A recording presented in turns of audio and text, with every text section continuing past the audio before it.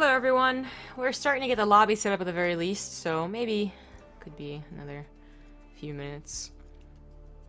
Or maybe it'll start soon. No one knows. Hey. Thanks for watching the ads, if you did. The music was entertaining enough, I suppose. Ugh. Starting to feel that coffee. Dang. Not in a good way either. I had some very basic pumpkin spice coffee. Because it's after Labor Day, which is basically officially fall in everyone's eyes. I don't know what it is, and I don't mind it necessarily, but literally, like, it went from being the last day of August to the first day of September, and the weather changed like that. It did. Like, it went from 90 degrees to 79 with a cool breeze. I don't mind it. Also, I really don't like winter, and I know that just means that winter is approaching. Winter is coming. And that always makes me a little bit sad. I really don't like winter, and, you know, lack of sun and whatnot. I'm not a true nerd. Oh, that's a lot of Korean. I ain't gonna translate that. That ain't happening.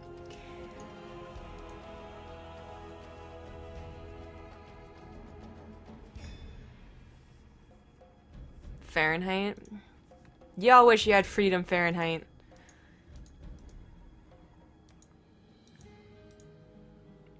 I don't say you guys can mind pumpkin spice, alright? Like, it's one thing that you hate Uggs, okay, because you have to stare at them, I suppose. But when it comes to pumpkin spice, the worst that you have to do is hear after you ask someone, what did you drink? Oh, pumpkin spice. Although there are some people that are awfully obsessed with it, so I kind of get that, I suppose. Do I have a Diamond Terran account? No, my account's unranked right now because I haven't played because I'm a filthy casual.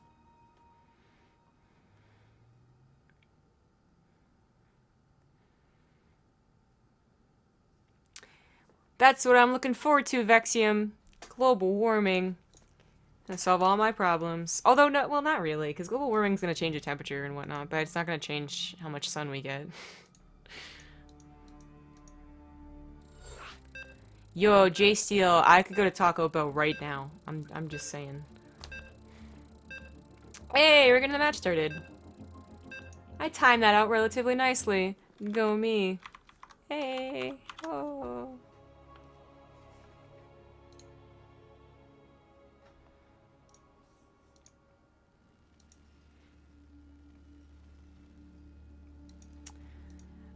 Yeah, Sally Pally. There is someone basically masquerading as me, so originally I thought it was just like one of those like flow accounts where it was kind of almost like a inside joke of pro gamers to have a flow account, which I still don't get, but whatever. But apparently the guy is actually, or girl I suppose, is like convincing people that they're me, which it's not. And the easy way to tell is, first of all, if they're not in the clan caster with an Athanius icon, it's not me, and even if they were, I don't level, or I don't grind, I don't play on that account unless it's in teams. And then you would see other people that you know with me. You'd see, you know, Rifkin and Olivia and whatnot. So, I would not do that. Apparently the person's also a little BM. The lack of GG is, you know, kind of whatever, but they've said some things to other people.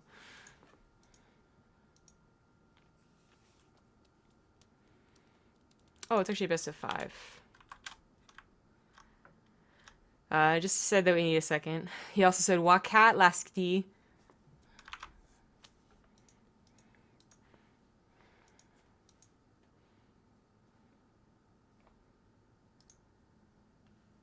What's Wakat Lasky? It means wait in French. Now you know.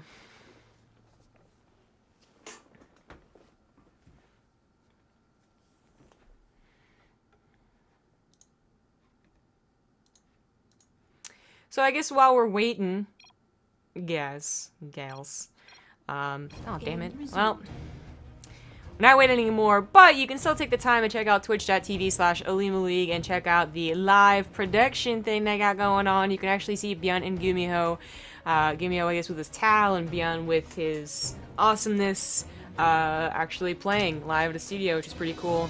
You can also take the time to go to the Patreon, patreon.com/Olimoleague, and check out the rewards. So it's really cool that this has been supported for so long by you guys on the Patreon, and we like to continue that. And they have some really cool rewards, so it's not only helping the Korean scene and all that, but it's also that you can get something in return, like getting your games cast. Some people actually think that's really cool. Getting the replays, and there's like a bunch of other stuff as well, so definitely go check that out. But we're finally really into this semifinal. It's a best of 5 TvT. In the top left, as the blue Terran, he's GuMiho. In the top right, as the red Terran, he's ByuN. Thank you to Wave the Silent for the 16-month resub. So, we have a 1-base build coming out from ByuN. GuMiho, of course, went for the Reaper Expand, going a little bit, it's not really ever appropriate to call this greedy, but in TvT it kind of can be, especially on different maps that have a higher chance of, like, Reaper builds. Frost is not so popular for it, but we do see a couple of 2-racked Reapers occasionally, specifically to think, you know, kind of counter the idea of, like, well, it's a 4-player map and it's pretty big, so I guess, you know, it should be safe to do this, and sometimes you can really get the edge up by countering that train of thought. Not really what's happening here, but still is an issue for GuMiho that he has to deal with, and he hasn't scouted, which is kind of a... It's a bit of a problem, you know? ByuN hasn't scouted either quite yet, so his units are kind of going the wrong direction first. There we go. Now he knows, but GuMiho's looking for the direction of the attack, or of the scouts, whatever would it be, and now he knows, seeing that Hellion at this time, that it is going to be a 1-base build first he's going to deal with, and the fact that his Reaper was already so low, and in fact almost died, would have been a huge deal. Luckily with combat drugs kicking in, it will go on to live another day, and it really has to. Like, the defense of this type of build is really, like, on the edge, you know? Like, one little mistake, and you could be almost dead, in fact, because there is no wall off. So that's always something to be scared of for GuMiho. He also had a couple SCVs down here. They're going to be pulled to repair, which it's kind of difficult to do with Reapers and Hellions, because of course the SCVs are going to get splashed too. But now taking that high ground, pulls away the other SCVs. Honestly, trying to hold the low ground with the SCVs, mining was always going to be a little bit risky. It is unfortunate, though, that a couple of the shots favored ByuN more than GuMiho, because sometimes you can push this back without much problem. This is exactly what ByuN wanted. You know, he's got his own command center on the way now. He's got a Banshee following this up. ByuN does have a Raven on the way and a Viking here, but it's a Liberator first, so the Vikings have to take care of it. And this will be guaranteed lost mining time at the very least. Ideally, he can run up the ramp and take care of all these SCVs that are now all, like, clumped together, but that's not ever supposed to really happen. GuMiho would have made a serious mistake if he let that happen. He does have to lift his command center, though, and things aren't looking great. They're not terrible either, though, for GuMiho. Ooh, that one Hellion, not actually on the high ground, and the Reaper takes on the fight, and oh my god, the Viking landed, but not close to the actual fight. Oh, trees on fire, jeez. Oh no, that's 3 SCVs, man. Like, or 3 Hellions. They can kill a lot of SCVs with one shot, so instantly 6 go down. A couple more on the backside as well. Oh, 2 more. Oh, at least 1 more. Alright, 9. I mean, there's, oof. That was ByuN taking advantage of, like, a split-second decision right there, you know? Seeing that Hellion kind of get too low, sniping it, and going up the ramp with that Reaper, that was actually really beautiful. You could slow that down to, like, half speed and actually, like, really see how the micro went down. The Banshee's cloak, did it not even... Well, it had it, but it didn't bother because the Raven was right there. Which kind of sucks. Like, maybe you should have canceled that. But, point is, it just sat on top of the SCVs anyway and killed a lot of them that were in the one-shot range. Another benefit of getting those Hellions into the main base. And 15 workers down, brings them a total of 12 below ByuN. ByuN has a 3rd base on the way, which is still pretty damn greedy. Like, I know he's scouting and he sees what is not a lot of army, but that's still, like, damn. Because that's also like the forward position here. That's bold. But he's gonna get away with it. The worst thing that could happen is this Banshee snipes the SCV, and even then, it's just too healthy of a command center to really have the potential to cancel. More SCVs go down, and some of them were still in that one-shot range. 5, like, within seconds here. That's huge. And GuMiho's Banshee is like, I am not going to get sniped, apparently, but I don't think that was that much of a worry. Well, I suppose if he'd gone to the middle, the Zonaga would have seen it, so... He's definitely avoiding these Vikings, I can tell you that much. But because he took such a roundabout way of getting to the third base, he's not going to be able to snipe the SCV. Wonder if worth. There's always something to be said about the super, super, super late Banshee. You know, it is, they don't expect it, but that shouldn't be able to bridge this workers killed gap. Vikings do see the push out, which I think GuMiho was trying to be sneaky with, because again, he avoided the Zonaga, but a little unfortunate there. Banshee is going to run out of cloak. That would have maybe been able to snipe a key unit like a Cyclone. Maybe still can. Lock on is happening, but Raven goes down. Banshee goes down, and 3 Vikings still left over before ByuN means he'll always have that vision advantage. Oh, that Banshee finally made that trek, by the way. Can he lose this command center? You know, I think he can. He should at least snipe the Viking. Oh, get the Viking. Oh, get the Viking. Oh, that was actually pretty close. I you know, went over how this should never really be punishable, and GuMiho just about punished it. That was pretty close. ByuN was a little too afraid to go forward with his limited amount of ground army. But as he saves it, this still has him in a very, very good position. Like, he would have had to have lost it, and even then some. You know, because he still have a worker lead, he still has an upgrade lead. You know, it's actually not even the biggest problem for GuMiho. GG. Well done by ByuN. Who is this woman? I'm not even gonna go with that joke today. Ah! We sound nothing alike! Anyway. Hi, cat. He just usually stares at me for like 10 seconds, and then he's like, okay, I'll get up here. And then I'll block the monitor so that she has to pay attention to me and only me. You should see him when I have my phone in bed and I'm like looking at Reddit and stuff. He just sticks his head right there. Kind of like what he's doing with the camera right now. As this is the Olimoleague, I'd like to remind you all that the map pool is reduced to 5 maps instead of 7, so there's a little less to choose from. Dason Station and Galactic Process are both taken out of the pool, and some Terrans actually like those, or Dason at least. Galactic, it's whatever. Galactic, it's like kind of the perfect description of it in my opinion, is it's kind of, whatever. Like, I know people are choosing it, like, occasionally, but it seriously, like, for being such a standard map and basically Cloud Kingdom 2.0, it's not chosen that much.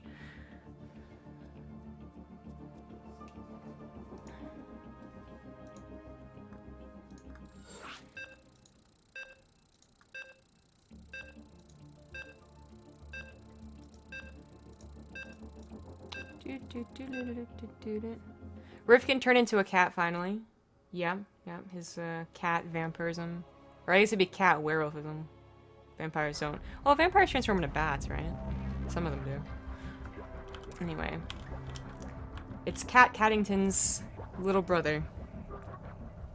That's who's here, casting with me. It's Frozen Temple. It was this guy's map choice in the top left as the blue Terran. It is GuMiho.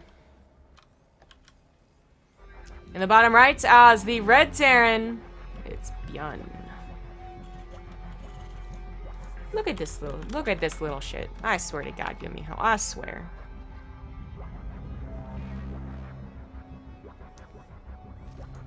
Oh boy. Okay, so it's gonna be a 2 racks. It has to be with a gas. So I was gonna say, like, you don't... Okay, there are some cheese builds where you go 4 racks Marines against another Terran player, but it's... that's more like, you know, I'm leveling my account up from bronze type of build, so... this makes a lot more sense. Now, Frozen Temple is always going to be the popular map for Reaper rushes of any sort against any race, actually. Even a Proxy Reaper is fairly common versus Protoss, so... you know, Terrans were expecting this, they were even hard countering it, they were trying to get SCV scouts very, very early. ByuN does not have to SCV scout very early. By going for a 1-base build, it's not exactly a hard counter, but you already are more well equipped to deal with this than if you had gone for a Reaper Expand, where, actually, if you go for a Reaper Expand, especially with the command center on the low ground, you're at risk of straight up dying against a true triple racks proxy. I die to this thing all the flipping time, and with the fact that it's a triple racks, not just a 2 racks, I mean, it's a lot more committed from GuMiho, but it also means that it really does have that potential to just snowball within like a second. So ByuN, even though he has a build that's well set up to deal with this, he still needs to scout it and like mentally prepare, you know? And if he goes to a reactor to get reactored Hellions, okay, he's not, but still, like that would have been devastating. So he will see this. Luckily, the Reaper's scouting path did not go through the middle, so that's a little bit advanced notice. And now he can at least mentally prepare. And again, if he was planning on going for any add-ons, you hold off on that, because really it's about getting as many units as possible first, and then you can think about production, overtaking your opponent's production later on. Excuse me. SCVs have to be pulled, but they have to be very careful not to get grenaded. 2 grenades twice on 8 SCVs, because you're pulling them in an emergency, will actually kill a lot of them, or get them so low that they're gonna all be in one shot, and that is how it quickly snowballs for me, like 100% of the time. So if you do find me on ladder ever, that's how you win against me. But for a pro like ByuN, like he's well aware that that could happen and pulled back his SCVs. But unfortunately, trying to catch the Reapers before they snowballed, and unfortunately just got attacked here. Did get a lot of the Reapers low though, so the Hellion, even as it popped out kind of in the worst scenario possible, right in front of those Reapers, still got like 3 kills. Yeah, 3 Reapers for 1 Hellion is actually fantastic, and ByuN absolutely needed it, because losing the other units like he did was devastating. Starport barely finishes. We do have another Hellion on the way, another Reaper as well, but those SCVs are getting kind of low, and GuMiho is still on 3 racks. Did you see the third one? Oh, you know what? ByuN probably did that thing right here because he thought it was a 2 rack, not a 3 racks, but anyway... This game might just be over. That Reaper counts, it's not super high yet, but it gets the Hellion, and that's really... I mean, that's really what ByuN has to rely on. Now, ByuN, he's lost in SCVs at this point, right? He's down 10 SCVs, but he does have tech advancement. He has a factory, he has a starports, but he still can't deal with the number of Reapers, and GuMiho could actually throw on a command center. I think ByuN has lost to this build. Yeah, I'm pretty sure that Hellion coming out right now is just too late. GG. GuMiho gets it with the cheese.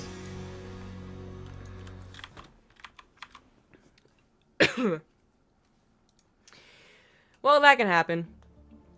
You know? And I really think that most of that snowball effect came from the Reaper Hellion being on the cliff and then getting overwhelmed. What are you gonna do? Sometimes you get cheese. So that's 1-1. Gonna go to a quick break before we get into the next lobby. See you guys soon. Welcome back. Game number 3 in this best of 5. Currently tied up 1-1. In the bottom left on New Gettysburg, it is the blue Terran, GuMiho. In the bottom right, as the red Terran, it is ByuN.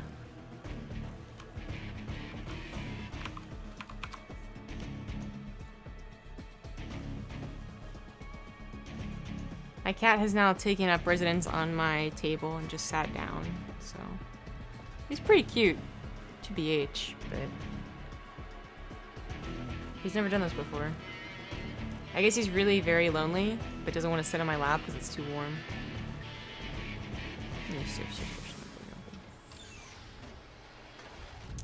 Anywho.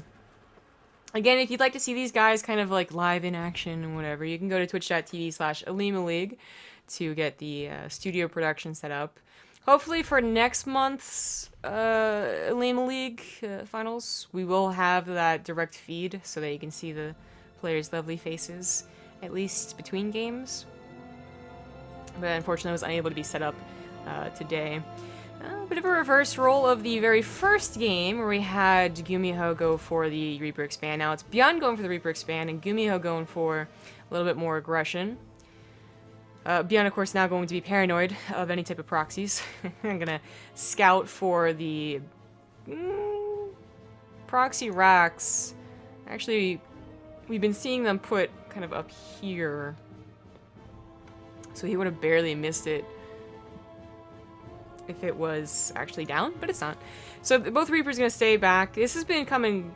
This is now the standard, I feel, for Terrans. Like, it used to be that you would immediately send your Reaper out, and still some people do, but more often I feel like I see Terrans just patrol that Reaper so that they don't have to worry about their SCV being sniped or losing the Reaper to an attack like this, you know, because even losing health on the Reaper and having it try and run back home is a big deal. Hellion and Marines pop out of the quite to the right time here. Oh, okay, that Reaper should have gone down. Good that it did. Both Reapers going down, but a little bit more favorable for ByuN, who is the defender in this case. The faster command center. Only slightly, though. Like, this really wasn't heavily delayed. And, you know, Orbital has to finish up, and SCV count being similar. Everything should be fine either way. GuMiho's going to go for a medevac here. I'm guessing to pick up the Hellions. There's not that many Marines. But if he loses the Hellions, then that's no good. Well, actually, no. There's only 2 Hellions, not 4. So is this going to be for a tank drop? Potentially. You know, if he also gets a Viking out of that, he could take some good engagements. But again, ByuN defensive here is getting his own Viking. He's got this nice little setup on the top of the ramp where, you know, if the tank does siege up even, you know, down here, he has a lot of space to retreat before things get really dicey. The Viking pops out, and then he goes into Banshee production, actually, which, you know, this is going to delay a stim, but in TvT, you can delay stim pretty heavily, because your opponent's usually doing something similar. Cyclone's going to pop out for GuMiho, which is actually pretty good, because he needs it. The Banshee doesn't have, it doesn't have a lot of potential if there's a Cyclone and a Viking, you know, waiting for it. But that medevac was just lost and confused, and I'm not sure what he was trying to use that for. I don't... Maybe he thought it was a Viking? I actually have no idea why he did that. But he saved it, at least. Didn't lose it. And scan goes down, but misses the armory. It's over here. No? Wait. It's over here! Ha! Very, very back in the corner there. Bit of a clever place to put it. It's where you put it if you're doing like a Hellbat all-in versus a Terran, or a Zerg player, that is, so.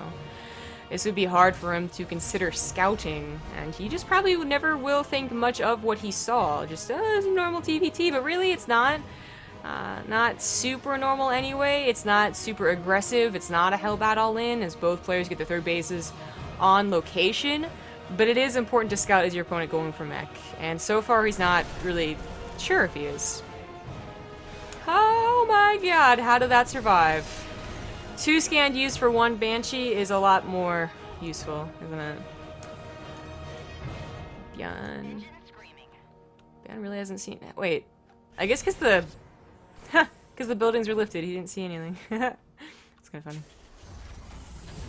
But he knows there's like 1-1-1 going on here, but he hasn't seen the second factor, and he hasn't seen the armory either. And that might just be a big surprise for him. It'll be unfortunate timing if he gets 2 reactors on these barracks, but it looks like he's saving this for maybe the barracks, also maybe the second factory a long time from now. But luckily for him, if he gets that scout off, if he sees the composition even, he'll be able to produce enough, well, the correct composition that he wants to go for, which usually includes more Marauders. Banshee does what it can while being attacked. 3 SCVs go down. Not super worth, but they are both getting 3 bases. Things like that are minimal. It's not that ByuN absolutely needs the Banshee to do more damage economically, or needs the Banshee to be on the defense, because there's not that scary of an army for GuMiho yet. Well, he put a reactor on that damn barracks, so that's a little unfortunate. But he's gonna... he has another opportunity to get more tech labs. Which this I think would be the real kicker, if he has any idea or not. I still don't think he does. Because he hasn't scouted the army.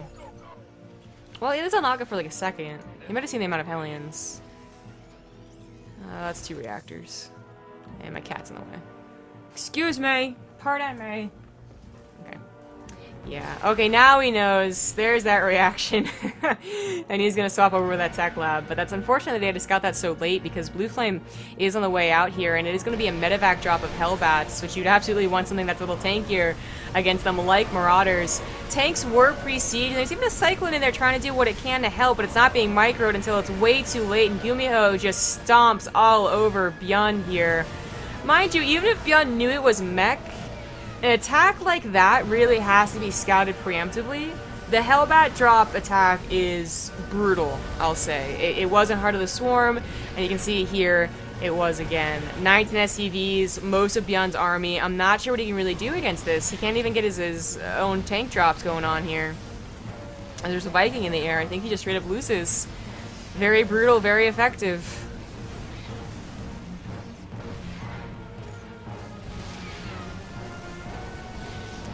That's it. You can try and micro a lot against Hellbats, as they're not in their medevacs, but those Marines did not last a long time. A tank doesn't even last a long time. Cyclone's still alive for GuMiho. GG. Oof. GuMiho getting some serious revenge for that first game.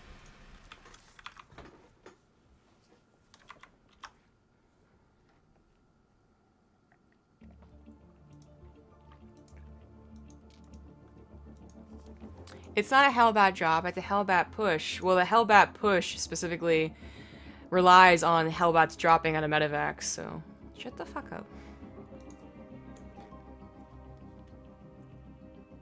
It's a best of 5. So ByuN has, well, a chance to bring this back. It is going to be his map choice, but when it comes to the ace match, that's kind of a given, whatever's left over. Didn't ByuN just make it to the Star League finals? Star League or GSL? I always get that confused. But yes, he did. It was GSL, yeah.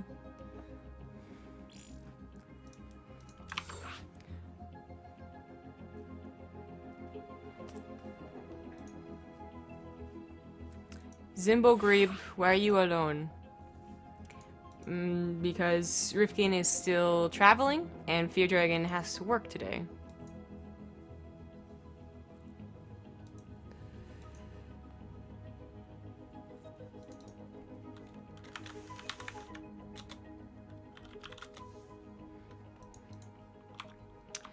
His map choice was King Sejong Station.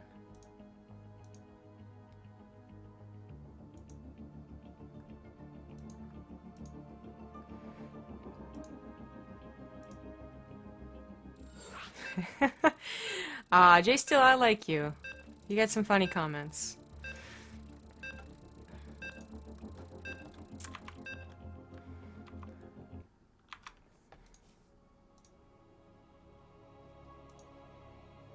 Why am I casting so early? Because it's the Olimoleague, and it's in Korea. Xandergrob, Zermbygrob. Is Rifkin all healed up? Basically. Still injured and whatnot. What does Fear Dragon do for work? Olivia's right, he's an assassin. That's true. Bollywood style as well. I feel like he would want that, you know?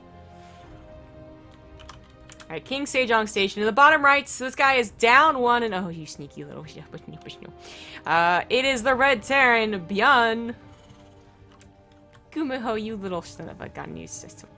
In the top left as the Blue Terran, he is GuMiho. Already worked once.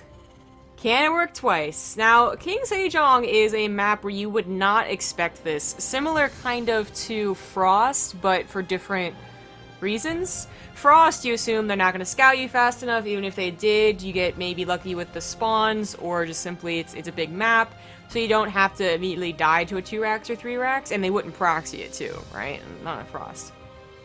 King Sejong The reason you wouldn't do this on this map is because there's not actually that much room ledge-wise. There's 2 ledges apart from each other, which means they can scout how you're going to jump up before you surprise them. A little bit anyway. And the 3rd ledge is so far away that you're not going to have your Reapers go all the way around to abuse that.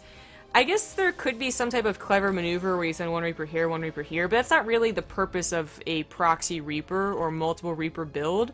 The purpose really is to get a snowball effect going on, which, you know, doesn't really rely on shenanigans so much as it relies on, A, ByuN not scouting this, and then B, just getting overwhelmed. So it is a 2 racks, not a 3 racks, which means GuMiho has a bit more of a follow-up to this, but also means that it's, you know, 1 less Reaper in that Frozen Temple game could have actually meant ByuN holds. It is that important, as ByuN is doing a similar build to that defense he had before. The Reaper is going to scout, which unfortunately means he's delayed in scouting the build, which is kind of funny. Like, if he hadn't... Oh, no. Okay, phew.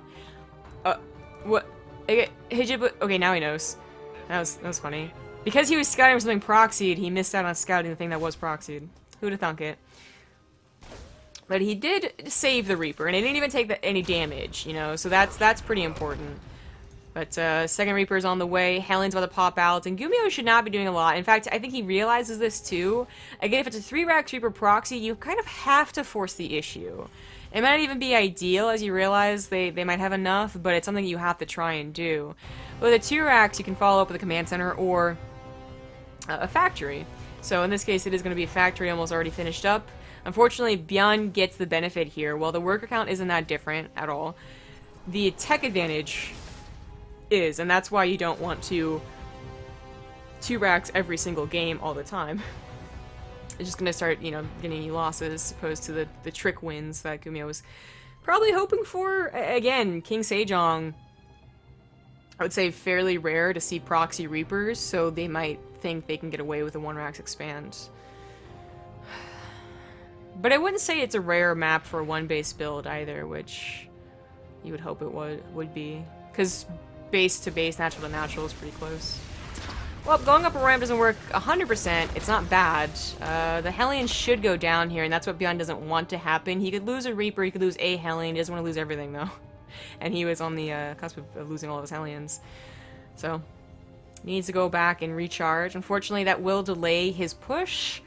And his push is going to be a 2-pronged attack, kind of. It's really going to be a distraction tactic for either one, or, you know, both, ideally. But it's a question of what can you do with either one. Liberator is going to get some damage, or the Hellion Reaper combo is going to get some damage. Either one. Reaper's going to get in here and scouts, which, there's already a decent amount of scouting done just with the first initial Reapers, but for instance, I thought maybe Tech Lab? Yeah, that's a pretty good scout. Cyclone gets on top of that Liberator. Luckily, it doesn't do too much damage. Now, of course, the barracks are to fly home, and that's a lot of lost production for GuMiho, but the good news is that once they land, it's technically twice the production you usually have from barracks at this point in time, because you're still going for kind of the 1-1-1 for a while longer. And we'll see if he uses those. You know, he could go into bio. He could also still go into mech, but ooh, this is a lot of army. Liberator just comes in with the army too and could siege up. A second Cyclone's out, but there's so many units actually. Like there's so many Reapers. And I think on top of that, Siege Tank pops out, and that's gonna think to be a lot more helpful just because it won't die as damn quick. But the Cyclone gets a lock on. Oh, and then loses it. Oh shit. Well. This is a nice little trick. The medevac pops out, and GuMiho will be able to save his SCV line somewhat. Okay, loses 5 SCVs, brings him down by 5 SCVs. Command Center only just finished for ByuN, so that's like a little bit of like a, you know, equalizer right there, but, you know, it's very quickly finishing, and the SCVs were transferred, so I would say that ByuN gets a pretty good deal out of losing that army, because he also managed to take on GuMiho's army with him. It wasn't a case of him just losing all of his army and getting counterattacked and now he's dead, as there really isn't much left over for GuMiho.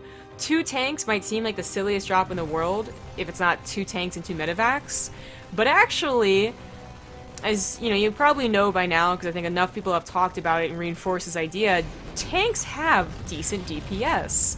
That Cyclone was pretty scary, could have killed the medevac, but the tanks take care of it, and he's going to try and do some weird but, you know, decent harassment. Or I guess, yeah, I could have gone for the back rocks here. Like, it's really either or. You either siege it up and try and take your high ground vision advantage, or you siege tank drop and kill a couple SCVs. At 9 SCVs go down now for GuMiho. He's down to below 10. This is gonna take a little bit of revenge, though. Like, it might not kill a lot of SCVs, it might kill a ton of SCVs, as these tanks aren't being taken care of. There's the Viking. But it does deny some mining. However, ByuN already has a third on the way, so he transfers most of the SCVs away, and unfortunately, only able to save one of the siege tanks. Yeah, he would have lost the medevac otherwise. That's 5 SCVs down, though, and almost a tank. That would have been really nice. Didn't realize ByuN's Banshee was still alive. Even army supply, but GuMiho down, not only in workers, but now a base. He is going to go for bio, and we'll have much faster stim, and because of that, much faster combat shields, unless ByuN goes for a second tech lab, which he is not.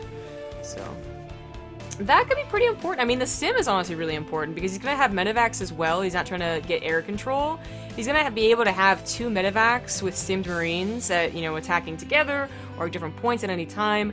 And ByuN's not exactly on, like, you know, siege tanks at each base and missile turrets at each base. There's definitely going to be an opportunity for the drop to do something, whether that's to kill a lot of SCVs or kill, lift off the third base or kill just straight up the units in production. But GuMiho needs to do something, and he knows that too. So a triple drop, because he repaired that one medevac that came back home. Viking's gonna stay at home, I guess. You aren't gonna be that helpful anyways. ByuN has the Viking control at this point. 1 to what is going to be 4. This would really be ideal if it could finish combat shields as it drops, but not really gonna time out that way. Took the Zelnaga with a Cyclone, so he knows this isn't being scouted, and that is a very big deal. Gonna go ahead and siege up his tanks to carry him on over, and this Marine is just not gonna be able to scout it. It's so close to it, too. Damn. 1 siege tank. He's actually gonna take it. He's gonna tango with it. He could have avoided it entirely, but kind of a free tank right there. Loses the Cyclone, but that command center should not go down. I don't think that's gonna happen. Yeah, no. One tank barely is gonna be able to save that. ByuN is in a difficult position. Don't lose your Vikings. His stim's almost done, but that's really going to be where combat shields now kicks in, and that's going to make the Marines of GuMiho a lot better, especially when there's only 1 tank here, so that won't be able to obliterate them quite the same way. Upgrade's going to be timing out in favor of ByuN eventually, but now in favor of GuMiho. And honestly, the 1 armor is so close, it'd probably not be a timing ByuN could hit. That was decent damage from GuMiho. You know, I got the lift off, he got a couple SCVs, he got a tank, but I don't think it was enough to make up for his complete lack of a third base, which is only just now coming down. So he's going to need to find some other position to abuse. Looks like he's going towards those back rocks. Oh no, he's going to drop in the back rocks. There you go, that's even better, because I was going to say, ByuN still has that Viking advantage. Not like he could totally abuse this, but getting right on top of the natural instead of behind the rocks. We'll drop the tanks here, and a lot of Marines will probably go down for ByuN. Oh, actually not so bad. Gets one of the tanks and one of the medevacs. Sensor tower is on fire. He's gonna save it, he's gonna save it, he's gonna save it? No. Not gonna happen. 1-1 finishing up for ByuN. As I said, the armor, I think, it's like 30 seconds behind, but I don't think that's going to be a timing. ByuN is so defensive, GuMiho is the one taking control of the time and place of the engagements. I don't think that'll time out in favor for ByuN. But this cliff abuse isn't working out as well as GuMiho was hoping for, I think. And a lot of that has to do with the fact the Viking count's so high, but also because ByuN is already on his way to stack defense. You know, he's preparing for this type of stuff. Still no third base, by the way. Drop trying to go on top of the tanks, but there's a couple Marines there too, and ByuN's defense looks fairly solid. Oh, Scan wants the Vikings. If he could get rid of the Vikings, suddenly this pressure does so much more damage. Oh, Jesus. Those Marines try to dodge. But so far it's not working out. Past that first engagement, ByuN has really controlled his 3 bases. Now for him, what has he seen on the other side of the map? Not much for quite some time. Finally he scans, And, okay, whatever, that's funny. So now he knows, like, okay, my opponent isn't on a third base, because if he's defending and getting poked and prodded and, you know, he could risk over-defending and letting GuMiho get to, you know, an easy third base, but as we know, that is not the case, and now ByuN knows as well, and really all he has to do is defend. He's still up down about 20 army supply, so he needs to be a little bit careful, but GuMiho, I don't know about this, just running right in there. The tanks are already sieged up for ByuN. GuMiho runs in, takes out a couple of tanks, runs right back out. Thankfully, I think most of his Marines survive there. Blood splatters everywhere. But he needs to really force the issue. Now he's getting a third base. Finally. The Vikings come forward. That's going to help. Oh my god, no, they finally lost the... Oh, god, that's exactly what GuMiho wanted. It's also, of course, a bit of ByuN's supply there. Well, accidentally drops and loses a tank. But oh well. ByuN will have an upgrade lead eventually, but he is starting to get really, really pressured here. Like, refinery goes down. His SCV count might start getting blown apart too, if he's not careful. Like a medevac drop could go back there. That's exactly what he's considering, I think. Oh, GuMiho actually goes for the break. That is dangerous and bold as hell, because ByuN had quite the good concave. Not many Marines left over for GuMiho, and a lot of tanks left over for ByuN. They kind of trade out on Marines, I suppose. Yeah, for the most part. But it's ByuN who still has his tanks, and GuMiho actually just taps out, which I don't know if that was entirely necessary. Interesting. GuMiho has brought back games with severe upgrade disadvantages quite a few times. And that was really the worst thing for him. His command center is about halfway done. They were on equal SCVs, I believe. And he wasn't feeling any pressure. It's not like a drop hit him or something like that. So, I don't know. He cut his losses after that push didn't work. Now we're going to go into the ace match. But before we do, I'm going to take a quick break. See you soon. That hopefully was roughly the time of the ads, because I might have accidentally not hit the timer button. I'm great. Give it a little buffer. Thanks to a Stoic Warrior. It's all caps. Maybe it's spelled differently on Twitch alerts. Nope, a Stoic Warrior resub for 14 months. I'm 12, and what is this? This is war, son. War. In the top left on Apotheosis, it was the last map available. No one chose this. But it's here. It is the Red Terran ByuN. In the bottom right, as the, I keep saying as the red, blue, nope, shit, as the blue Terran is GuMiho, as the red, blue. So, you know, purple. That's what I was going for. Damn it. Well, they both go for a one base build. Apotheosis is okay, common, question mark. It's frequently enough there are proxies, basically. And the fact that GuMiho's already done it twice, and GuMiho's also GuMiho and does weirder things like proxies of the of very different varieties. I can see ByuN and his reasoning for one base build. It's also just been what ByuN has been doing. You know, I think once he went for a Reaper Expand. But for GuMiho as well, like, it's a chance that ByuN finally shows his own proxy skills. But I think it's also just a case of both of them wanting to get a little more aggression. Now, ByuN goes for the faster command center, but GuMiho goes for, you know, the one base build, really and truly. ByuN's not so far behind on the tech here, but it is an important difference of the starport timing. It's Apotheosis, though, so because this wasn't the greediest, like, CC timing, he should be able to have a Viking or a Cyclone. Either one. Ew. What? Huh? Quite? Okay. That's weird. So they're scuffling in the middle of the map, and I wonder if he saw what GuMiho had and was like, wait a second, that's a suspicious lack of X or Y, so I know you're going to go Banshees, because originally it looked like he was going to go for Banshees and tanks, and then he changed his mind and go back to Cyclone, and Cyclone Viking is going to be exactly what he needs. Not that he actually scouted what was happening, so something must have tipped him off with that scuffle. Pretty cool. The minds of truly great Terrans. Or he just got lucky and decided to change his mind. I'll never know. But he has a really good setup now, and GuMiho is going to find it very difficult to deal any damage with this Banshee, but oh, that's another bit of quick armory. Recall on New Gettysburg, They got to 3 bases, but GuMiho got that really devastating Hellbat attack in. That was very popular in Heart of the Swarm for some time, but, you know, as Mech fell off, Hellbat attacks and Hellbat drops fell off too. Seeing it brought back in Legacy of the Void was certainly a surprise for ByuN, but for more reasons than just, you know, it's Legacy of the Void, is also just, you know, lack of scouting, which might happen again here. He goes for a very quick 3rd base, a little bit of a scuffle here. Cyclone's a little bit scary, but the Marines come in, and that should be enough, just the number of units, but a good Reaper shot, or grenade rather. ByuN's Reaper comes from behind and gets one. I'm surprised he's chasing. Like, yes, if it gets on top of the Cyclone, it will die very quickly, but that's for the Cyclone micros. Missile turrets are on the way, and, like, seriously, yeah, he really just must have known he was going for Banshees. I mean, what probably happens is that he's done the exact same build that GuMiho is doing right now so often that he knows the most common follow-up, and Banshee follow-ups are very common, but it is just kind of funny that, you know, there are different follow-ups. That starport can be a lot of different things, although you know they're definitely getting a starport. It could be a Liberator first, it could be Banshee then Liberator, or it could even be a Medevac, if they're really going to do something a little bit different. But the follow-up here, yes, it was a Banshee first, but of course looking more towards that Armory.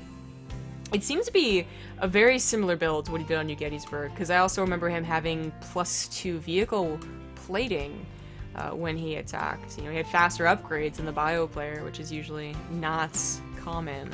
So we'll see if he does the same attack again, or if this is going to be just more for how to put it, like getting things started as soon as possible, basically. You know, whereas other Terran players, mech players will go for 2 bases, then 3 bases, then double armory.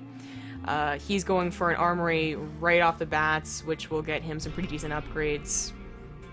Oh my god, he misses the armory again.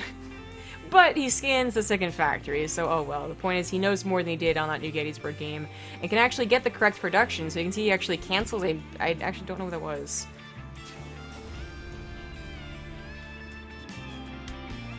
Structures canceled, doesn't show up in structures lost. Well, whatever it was, now he has realized what exactly he's up against. He's got the 2nd tech lab, you know, for instance, so this is something that he wanted to do on New Gettysburg, but unfortunately made a reactor instead. And he's going to have... The Marauders aren't just about killing or slowing any of these units, although they're very helpful in doing that. It's definitely more about surviving the damn Hellion shots. Like, Blue Flame Hellion is going to tear through Marines very easily.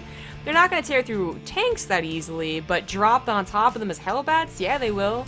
Exactly what happened, so gotta be careful. Banshee is going to go down. I think that was worth the 2nd scan, and even the loss of a single Viking, because you do not want them getting free snipes on your tanks, which is kind of your main defense right now. ByuN, didn't he make that on this location? Did he transfer that? Am I crazy? Crazy bills, but he didn't transfer any SCVs, and that's really fortunate because they would all be roasted and toasted at this point. GuMiho, he has the armory, but he's actually loaded up regular Hellions. I suppose if ByuN was in the same position as New Gettysburg, where he really had no idea it was mech and it was all Marines, Hellions and Hellbats dropped on top of tanks and Marines kind of do the same... I mean, kind of do the same thing? Like, no, okay. I'm gonna say, like, kind of, in a way, they're gonna get a lot of damage done very quickly, but they're just so much better to get the cone than it is the straight line. As well as the healing on the Hellbats as well, the additional reason why medevacs are good for this. So, that was a little weird. But now everything looks a lot better for both sides. So you have the Hellbats and the medevacs, which is what I think that he wanted to do. And then you have ByuN, who is now prepared for this mentally, is checking, you know, all of his mineral lines and whatnot, but also with his actual composition. He has a couple Mirages in here. Whenever he splits, he won't just instantly get melted. He'll probably take a fairly good fight. And while he still loses 14 SCVs, because that's the nature of a gold base, is you're going to clump up very easily, and unfortunately just 1 second not being pulled away is going to lose you a lot of SCVs. At least he has the gold base, and the army supplies even, the workers even, upgrades are in favor of ByuN, which they should be, but only for a second. +2, plating, very close to being done for GuMiho. And this is where things get kind of interesting, as no one's won, and it's an ace match, and oh, I'm gonna back this down. GuMiho, he went for the Medivacs and Hellions first, right? So his tank count really isn't that high, and his Viking count isn't that high either. So ByuN could technically have tried to win out on that, but preferred going for more Medivacs. The point is, like, it's a lot more units that might not be useful, but Hellbat drops can never be underestimated. Some good micro from ByuN, though, just to avoid the drops in general, avoiding the Hellbat shots in general, the stim on his bio, on his beefier bio, the new Gettysburg is really working out, and he controlled that so damn well. I'm not even sure how GuMiho could have done better. I guess... I don't even, like, I guess he could have done it more defensively. He kind of tried to take an advantage when he saw one that just ended up not working out. But even then, I don't know, man. Like, ByuN's control was really good. He was barely avoiding all that splash. I think just giving up this base would probably be the answer, I would say. But he's not giving it up still. Now he has 4 tanks, which is a lot better than the 2 plus Hellbats that he had. And maybe he'll stabilize, but he just got cut right there, man. Like 40 supply down. That's a pretty good deal, and he really needs minerals, so he needs to get these guys back on mining. Only still on 1 Viking. You know, if he had 4 or 5 instead of these Medivacs, which are now just healing SCVs, he'd definitely take away all of ByuN's easy high ground vision, keep forcing scans, but also he would take away the tank repositioning, which could be important. ByuN's about to have an upgrade lead. +2 is almost done. GuMiho has stopped his upgrading. Oh, is 1 Viking's gonna go down? Real? Oh, real. And he saved the tank of the Cyclone. Nicely done by ByuN. Now GuMiho has a decent tank count, though. This is really what was so scary about him going for so many Hellions earlier on, was that he was only on 2 tanks. But his production's finished. He's got 3 tech labs. He has double armory. Oh, didn't see the second armory going down, but now he's going to have 3-1 eventually, which will put him pretty decent up against what ByuN has. Oh, that 1 Medivac's going to go down. That's nice, but there really should have been a missile turrets ring as well. Had GuMiho not been pressured on that 3rd base, Hellbat drops against regular drops, ByuN can just pick up, and I'm glad he just, that's kind of the easiest answer right there. He can come back later if he really has to, even. He might be able to push through the natural here before GuMiho can reposition. Snipes that 1 tank. The other tank's a little too far away now. He's indecisive. There we go. Gonna split off a segment to take it out, and then fails in doing that. There we go. Cyclone, are you still alive? Are you real? Oh my god, the Cyclone's gonna take out the Vikings. Oh god. What a hero. 5 kills there. Now, a lot of ByuN's army is very, very low. A couple of tank shots will destroy it, but a drop happened in the main base as well, and there's so many SVs have gone down. ByuN up almost 50, actually 60. Oh, not down to 40, but still. He's up quite a bit of army supply.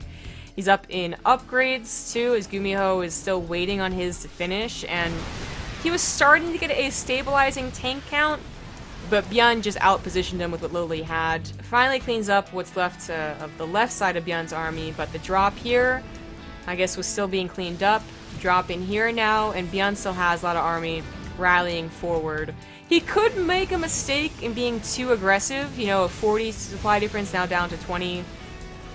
Yeah, that is pretty important, but... Okay, the gold base is still covered. Well, he's gonna try and drop on top of it. There's no Hellbats here to help out.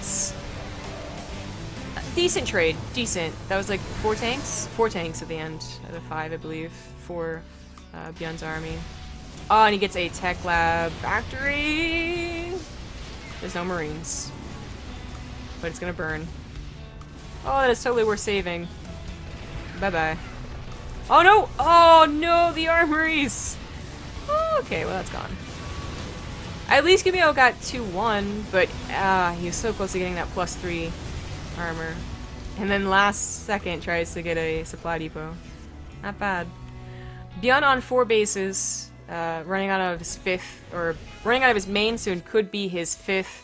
He's got 3-3 on the way, and is just being really relentless with this. If GuMiho started taking really fantastic trades, which he's been doing an okay job of so far, he could stabilize, but it's getting more and more difficult to do that.